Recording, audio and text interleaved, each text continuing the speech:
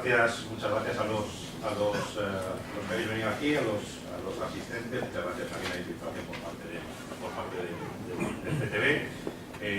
Un sitio en el cual además me siento como en casa, no por otro motivo que porque yo soy de la Politécnica, ¿de acuerdo? Si no es que estuviese, yo he sido profesor de aquí y bueno, en un momento determinado pues me lié la manta a la cabeza y con una serie de cosas que nos habían ido saliendo bien, pues vamos a decir, vamos a ver si nos hacemos ricos y famosos, ¿no? No somos ni ricos ni famosos, pero nos estamos divirtiendo. ¿Quiénes somos? Pues bueno, como os he dicho, nosotros surgimos con una empresa creada a partir de la Universidad Politécnica de Madrid. Es una spin-off que en un momento determinado, personal de la Politécnica, como era yo, pues nos liamos la manta a la cabeza y dijimos, bueno, vamos a intentar hacer negocio con estas cosas que nosotros sabemos hacer o creemos que sabemos hacer, ¿de acuerdo? A ver si la gente lo quiere y lo compra, ¿de acuerdo? Estamos, en cualquier caso, muy vinculados con lo que es el mundo académico, ¿de acuerdo? Es decir, yo, en concreto, soy de la parte de la empresa que estoy en Reino Unido y también vinculado a la universidad, estoy en este caso en la Universidad de Oxford, estoy también algunas clases y bueno, pues esa vinculación pues hace que seamos en realidad pues, un fenómeno un poco extraño en ese sentido de que somos una empresa surgida a partir de académicos con ese rigor que decía Fernando de las cosas que queremos hacer, pero bueno, con una visión de que bueno, esto tiene que valer para algo, ¿de acuerdo? Que también, como decía Gustavo, pues es el ADN que la Politécnica ¿En qué trabajamos o cuáles son un poco nuestras áreas de expertise? Pues nos centramos en la parte de lo que es la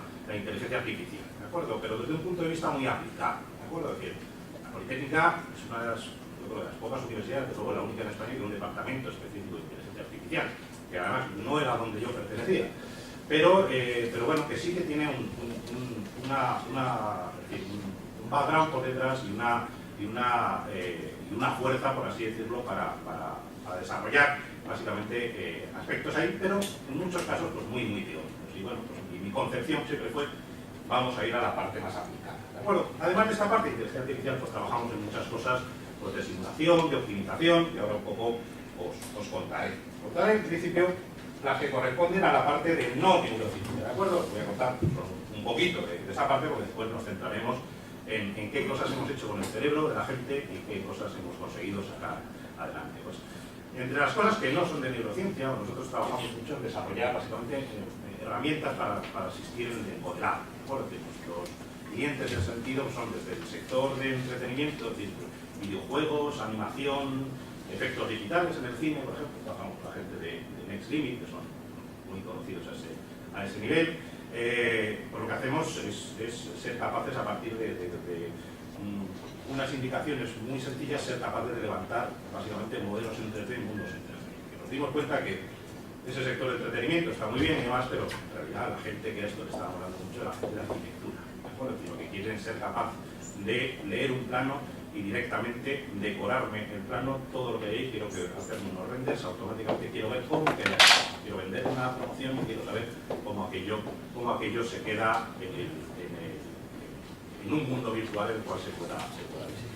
Y después el resto de cosas que hacemos también en esta línea no están muy asociadas pues con que dice ingeniería dura y pesada, ¿de acuerdo? Es decir, cosas de dinámica de fluidos, cosas de resistencia de materiales y demás historias. Pues trabajamos con gente, pues el caso mío allí en Oxford, que son de los departamentos de ingeniería, y nosotros por lo que hacemos la parte que hace el acoplamiento de las simulaciones, de la parte de la optimización de los procesos y de básicamente sintetizar pues, nuevos modelos a partir de eso.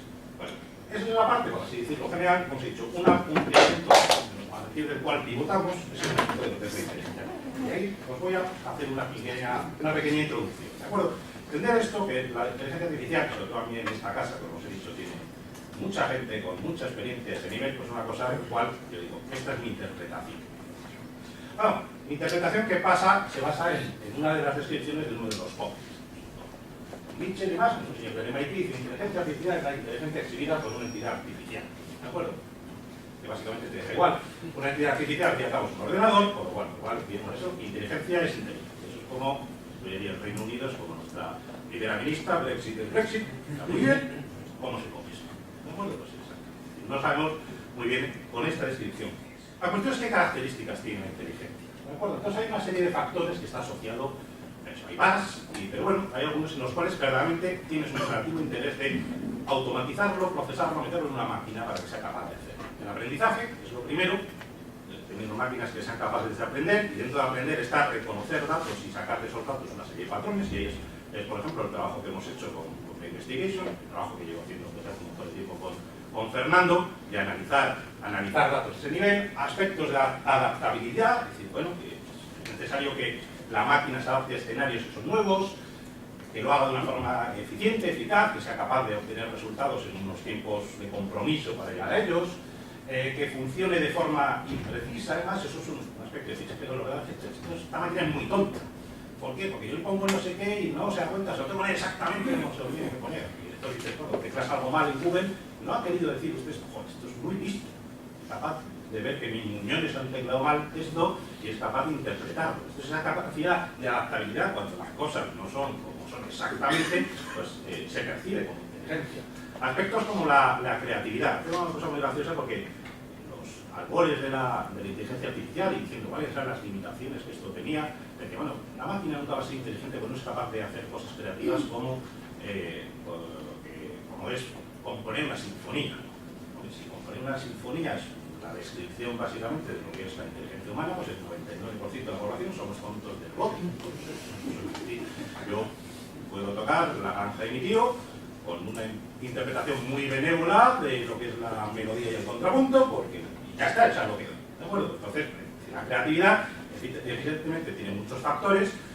Es en realidad una cosa, en parte, que sí se puede meter de una manera porque es capaz de encontrar patrones que son diferentes a patrones generales. Es decir, algo que es diferente, no sé si sea bueno o malo, pero sí que puede ser un asistente a procesos creativos. O sea, una de las cosas que nosotros hacemos también es de generación de narrativa sintética, es decir, tener un mecanismo al cual te dé ideas para escribir un guión o escribir una novela. Oye, ¿no se te ha ocurrido relacionar estos personajes de esta manera?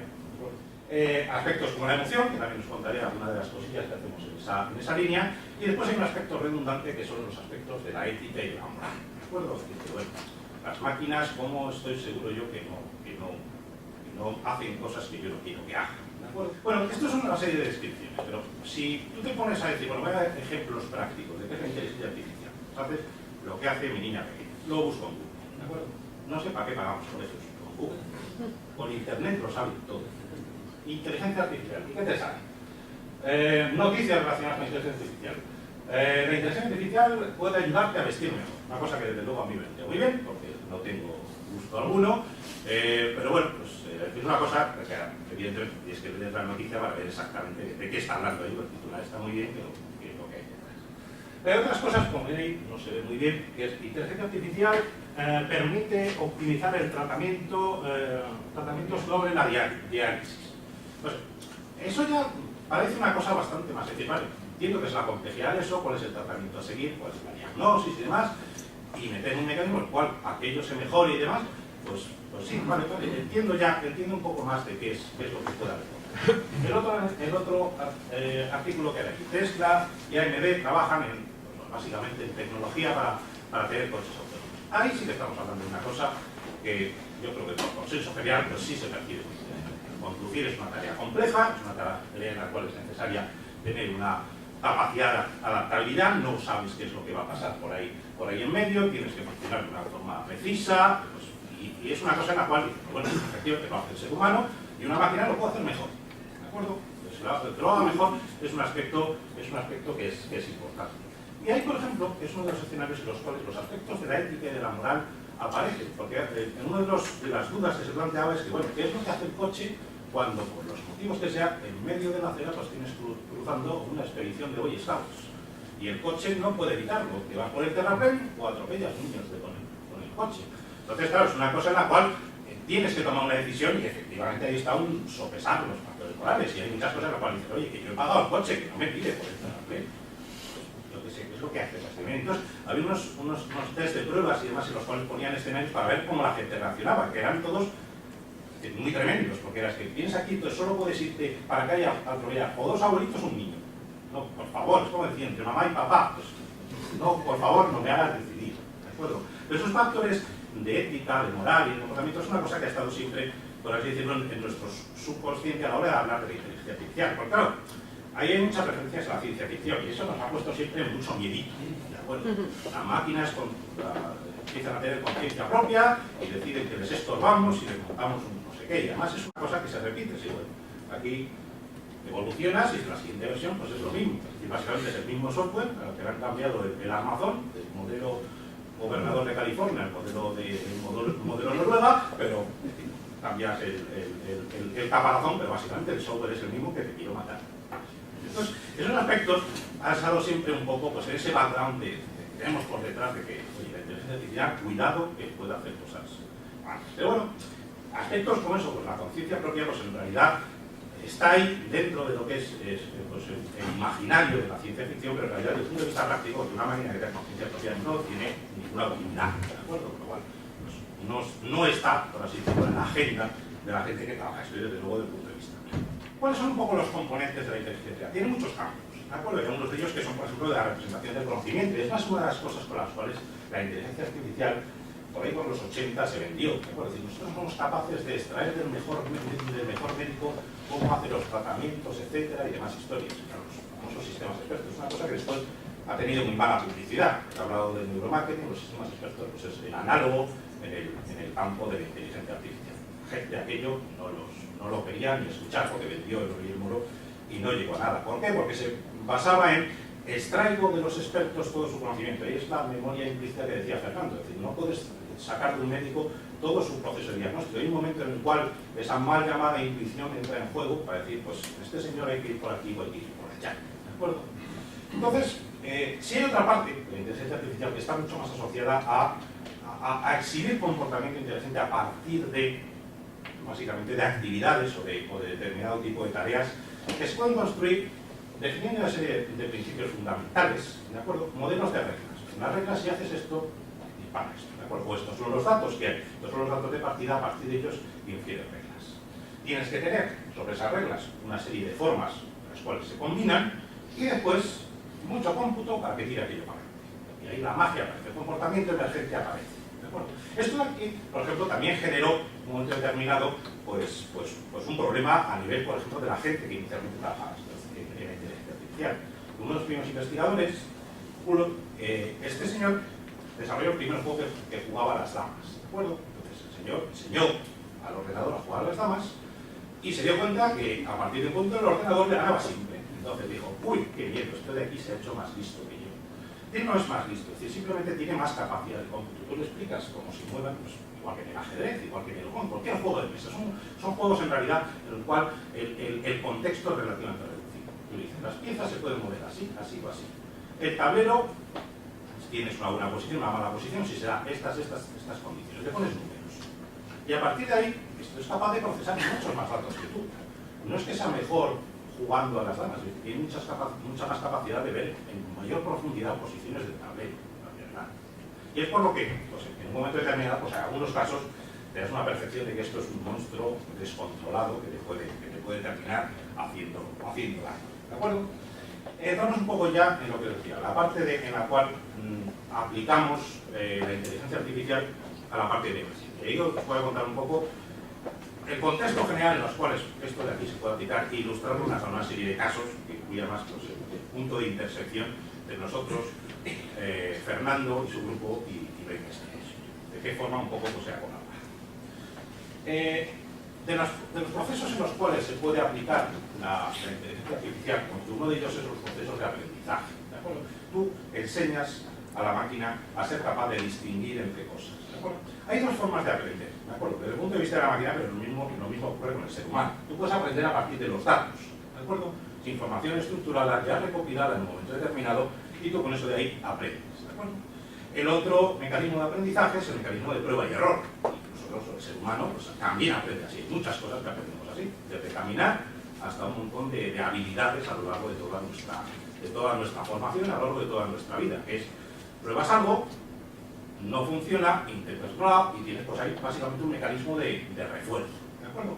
La máquina un poco funciona de la misma manera. Algunas cosas de los ejemplos que voy a poner es el campo clínico, ¿de acuerdo? Estamos aquí además en CTV y tenemos algunas cosillas de esa vía. Esa es la forma en la cual tengo un montón de datos clínicos y yo sé, por ejemplo, pues este señor se va a recuperar, no se va a recuperar, tiene un tratamiento bueno de este estilo o de este otro estilo. acuerdo? Eso, por ejemplo, no lo puedes hacer con un mecanismo de prueba y error. Es decir, no puede decir la máquina, bueno, ahora vamos a probar este tratamiento simplemente para ver si funciona o no. ¿De acuerdo? Es decir, evidentemente tiene esa serie de implicaciones. Pero, por ejemplo, cosas como la conducción automática y enseñar un coche, pues el primero de los escenarios que ya se hacía desde hace tiempo, a aparcar solo, es un mecanismo de prueba y error. Giras, avanzas, retrocedes, el coche está dentro y no está dentro, básicamente. Entonces puedes probar contra el propio entorno y aprender a partir del entorno de una serie de escenarios diferentes y cómo eres capaz de resolverlo o no. ¿De acuerdo? La otra parte, la cual os voy a contar, es la parte de la síntesis de emociones y de comportamiento. ¿De acuerdo? Y la parte emocional es una parte importante desde el punto de vista práctico de un montón de escenarios, y entonces, pues, ¿de qué forma un ordenador no es capaz de sentir, no es capaz de interpretar emociones? ¿De acuerdo? De interpretarlas y de fingirlas. Eso son las dos partes. ¿De acuerdo? Entonces, ¿de qué forma un ordenador es capaz de reconocer las emociones y asociar comportamiento a ese tipo de emociones?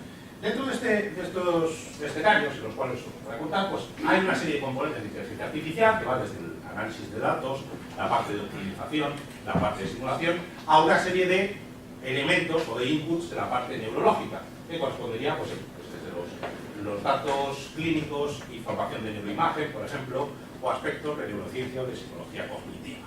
¿De acuerdo? ¿Cuáles son un poco estos casos? Es decir, ¿en qué cosas nos hemos metido nosotros que hemos aplicado inteligencia artificial al campo de la neurociencia? Pues el primero de ellos son el campo de traumatismos cerebrales. ¿De acuerdo?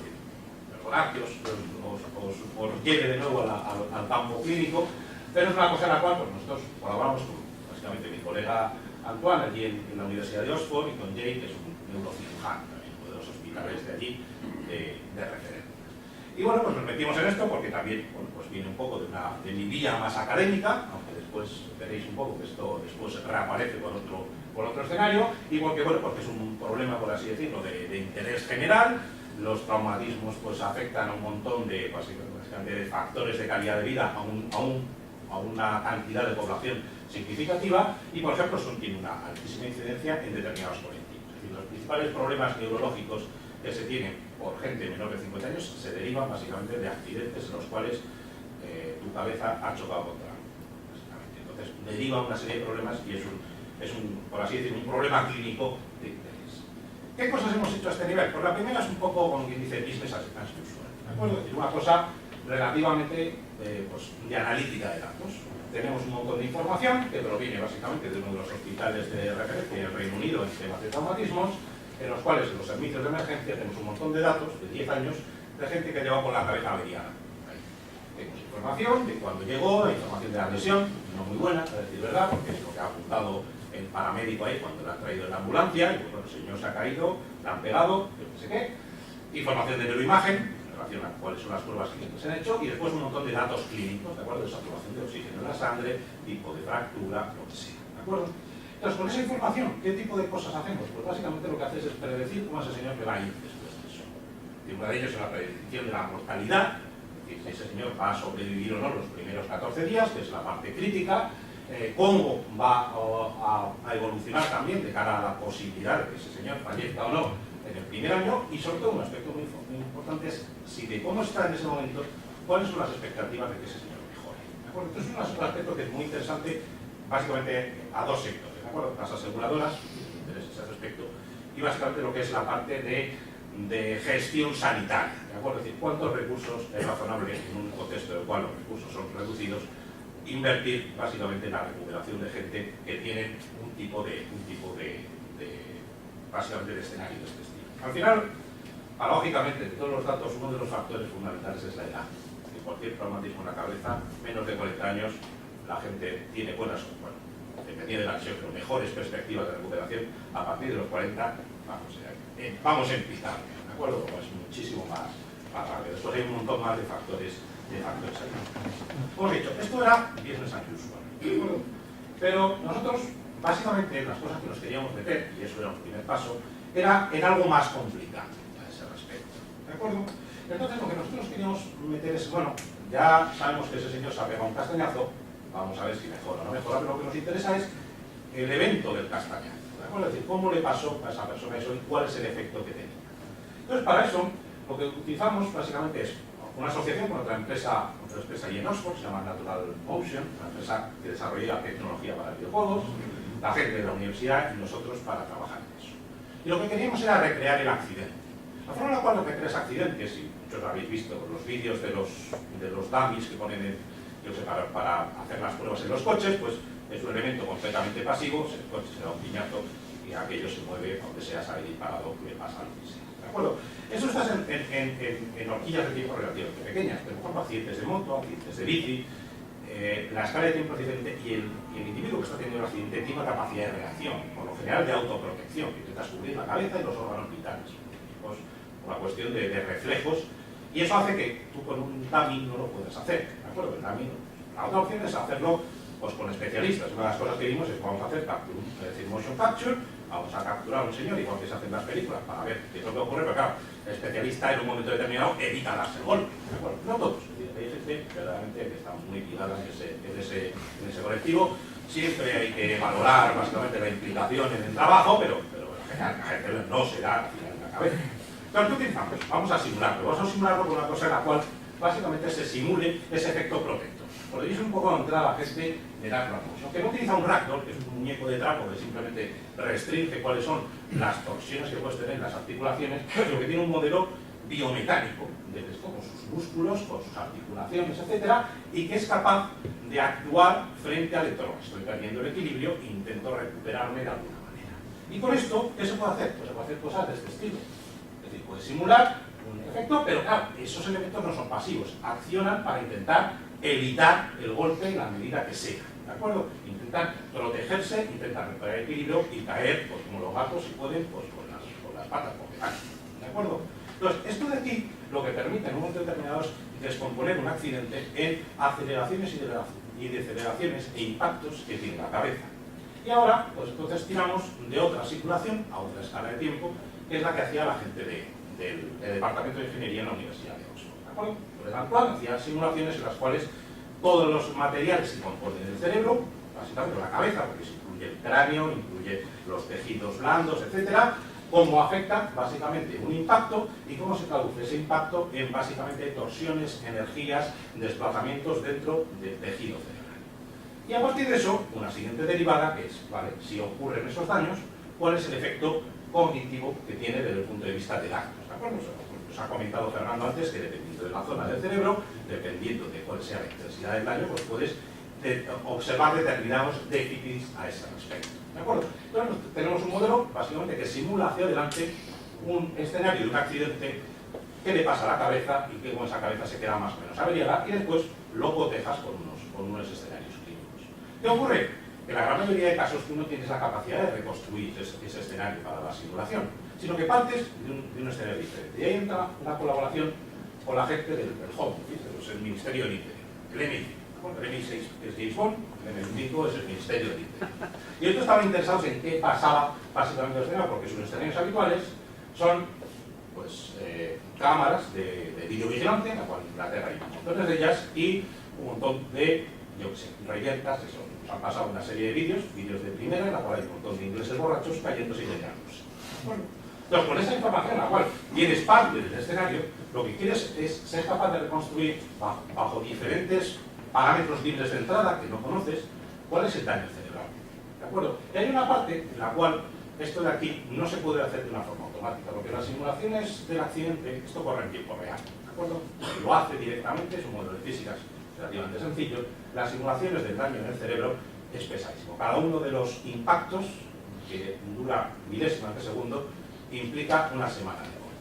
Entonces, si tú quieres probar, pues yo qué sé, el golpe que le ha pegado este fulano con la botella al otro, al final es lo que ha hecho que este se haya quedado como se haya quedado o no, es decir, básicamente un elemento judicial a ese respecto, pues tienes que simularlo varias veces. Entonces, para eso lo que hacemos es básicamente tener una biblioteca de simulaciones precomputadas y ser capaz de una forma inteligente combinarlas para decir que este accidente con las cosas que ha parado la cabeza en diferentes escenarios pues puede darse en un caso o no. Eso es muy útil, por ejemplo, en muchos procesos judiciales para determinar, oye, es que este se cayó por las escaleras o le empujó por las escaleras. Pues mira, la lesión que tiene, pues es, el señor corrió contra mi bate, para decir que en este caso 10 veces, eso fue un accidente, pero mira, exactamente la misma problema.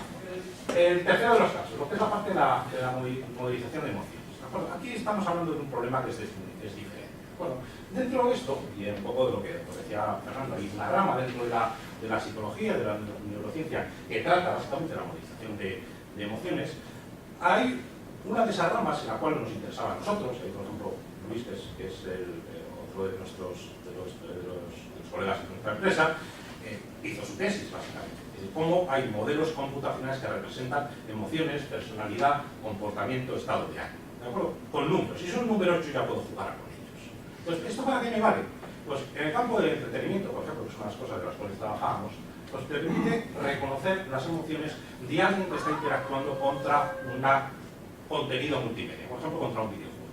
¿De acuerdo? Y eso es muy interesante porque eres capaz de mantener, sobre todo si puedes ajustar la dificultad del videojuego, a unos aspectos muy importantes. Si el videojuego es muy difícil, la gente se frustra. Si el videojuego es muy fácil, la gente se aburre. Tienes que mantener una cosa que se llama el flow. Es decir, el nivel de intensidad para que la gente esté enganchada al juego, pero ni se frustre ni se aburra. ¿De acuerdo? Y tienes que ser capaz de gestionarlo automáticamente. ¿De acuerdo? Eso, por ejemplo, enlaza con otra parte que nosotros también desarrollamos, que es la generación básicamente de contenidos de forma procedimental. Es decir, tenemos una forma en la cual combinamos con esto, si sabemos que se está aburriendo, que está siendo muy difícil, cómo generas nuevos contenidos on the fly. ¿De acuerdo? A nivel, por ejemplo, evidentemente, de animación o de películas y demás, pues no es posible, pero a nivel de videojuegos sí que tienes un poco de tecnología para poder hacerlo. Esto después tiene otra derivada que también es interesante, que es esto también se puede utilizar en el ramo de la publicidad. No es ni mucho menos tan preciso como nos comentaba Fernando y como veremos un poco más adelante, pero sí tienes también un input, sobre todo si tienes neuroimagen asociada, para poder asociar determinadas expresiones a apreciación o disgusto, básicamente en relación a un elemento que una persona está viendo. ¿Y esto qué ocurre? Pues sí, es mucho más burdo, no va a ser nunca tan preciso como el otro, pero sí que es masivo. Con cámaras puedes sacar bastante información de la gente que va deambulando básicamente por tus tiendas. Otra parte que se puede hacer con esta modelización de las emociones, pues la otra parte es enseñarle a la máquina a simular emociones. ¿De acuerdo? Y esto, por ejemplo, también tiene mucha cabida dentro del mundo del entretenimiento, porque puedes generar básicamente toda una serie de contenidos digitales asociados a respuestas emocionales de los agentes que hay ahí, ¿de acuerdo? Y eso hace que sean mucho más creíbles. Ten en cuenta que en el mundo del entretenimiento no importa tanto la veracidad como la credibilidad. Me creo que esto puede ocurrir. En un mundo fantástico y hay dragones que vuelan, pero bueno, lo que quiero que los viajes entre un sitio y otro más o menos estén las escalas de tiempo correspondientes o cosas por el estilo. Es decir, tienen esos factores de credibilidad y que las respuestas de un elemento pues sean respuestas que sean las esperables, por lo cual esa respuesta emocional es una cosa que le tienes que enseñar a la máquina, no a tenerla, pero sí a imitarla, ser capaz de reconocerla y ser capaz de imitarla en un momento determinado. Esto, por ejemplo, se utiliza también dentro de lo que son chatbots, ¿de acuerdo? Es decir, muchos de los servicios de atención ya no te atiende una persona, sino que te atiende por detrás de una máquina. Entonces la máquina, si eres capaz básicamente de reconocer estados de ánimo de la otra persona, sobre todo cuando se está poniendo encendida, pues reaccionar de una forma, digamos que empática. Simula la empatía. Entrando un poco ya en este punto de colaboración que tenemos con Brain Investigation y con Fernando, llevo trabajando desde hace bastante tiempo, cuando estaba todavía aquí en la Politécnica. Uno de los campos en los cuales trabajamos fue en el análisis de la magneto que hacía Fernando para casos, pues el caso de la enfermedad de Alzheimer y diferentes estadios. Bueno, esto de aquí, cuando Fernando nos comentó la colaboración con esa gente, decir, oye, vamos a ver si podemos dar una vuelta de tuerca a los resultados que nosotros sacamos. Nosotros ya sabíamos en qué nos metíamos. Los datos de MEF, que tan sintéticamente Fernando os ha presentado como esas conexiones de redes, en realidad son un montón de series temporales de cada uno de los sensores recogidos a lo largo de una resolución de milisegundos. Entonces tienes todo ese montón de espaguetis para un caso en el cual a alguien le ha gustado algo, a alguien no le ha gustado algo. ¿De acuerdo? Sabíamos en lo que nos metíamos. El caso para la enfermedad de Alzheimer, por ejemplo, tienes que distinguir un individuo patológico de uno que no, y ahí pues el cerebro pues, funciona significativamente diferente. Esto es mucho más complicado. Desde el punto de vista científico es un reto ser capaz de distinguir efectivamente esa señal de me gusta o no me gusta. Bueno, trabajando básicamente a ese respecto y un poco retomando el caso que os decía Fernando, es, bueno, yo tengo dos estímulos que corresponden a efectivamente dos productos, un producto y una etiqueta semántica que le asocio, tengo que saber cuál me gusta y cuál no me gusta, con esto calibro básicamente un modelo Y después, cuando me sacan otro producto, pues yo puedo saber si la reacción que tiene esa persona es parecida a que me gusta o no me gusta. ¿De acuerdo? Nuestra vuelta de tuerca a ese nivel consiste en ser capaz de hacerlo por estímulo, ¿de acuerdo? Identificarlo no desde el punto de vista global, sino desde el punto de vista específico de cada estímulo, ¿de acuerdo? Cuando este estímulo no es un osito de peluche, sino son productos, por ejemplo, productos asociados al precio, productos asociados a una serie de etiquetas semánticas, ¿de acuerdo? Y eso pues, nos da una capacidad básicamente de identificar eso, y es un poco incidiendo en lo que decía Fernando. Me digas lo que me digas, sé que me estás mintiendo porque tu cerebro me dice otra cosa. Pues quiero ser capaz de identificar esa señal para poder. Evidentemente hay mucho trabajo ahí a recorrer, hay un montón de cosas que decía Fernando, es decir, cómo asocias características a un producto, de qué formas adecuas el precio para un producto determinado, cómo hacer la segmentación de clientes, es decir, qué clientes piensan lo mismo de mi producto, de forma que yo pueda dirigir campañas en esa dirección. Y hay un montón de líneas abiertas en el momento en el cual eres capaz de funcionar a un nivel de detalle mucho más fino con esos datos que se obtienen a partir de la cefalografía. ¿De acuerdo? Bueno, con esto concluyo un poco, como os he dicho, un repaso de las cosas que hemos hecho y de lo que es la tecnología que tenemos por detrás y las cosas que hemos podido ir haciendo. Y bueno, pues quedo a vuestra disposición si tenéis dudas, preguntas, etc. Ha quedado muy claro, nadie me ha entendido. Las dos cosas. Fernando, lees la mente. Vale, pues nada, muchas gracias. Y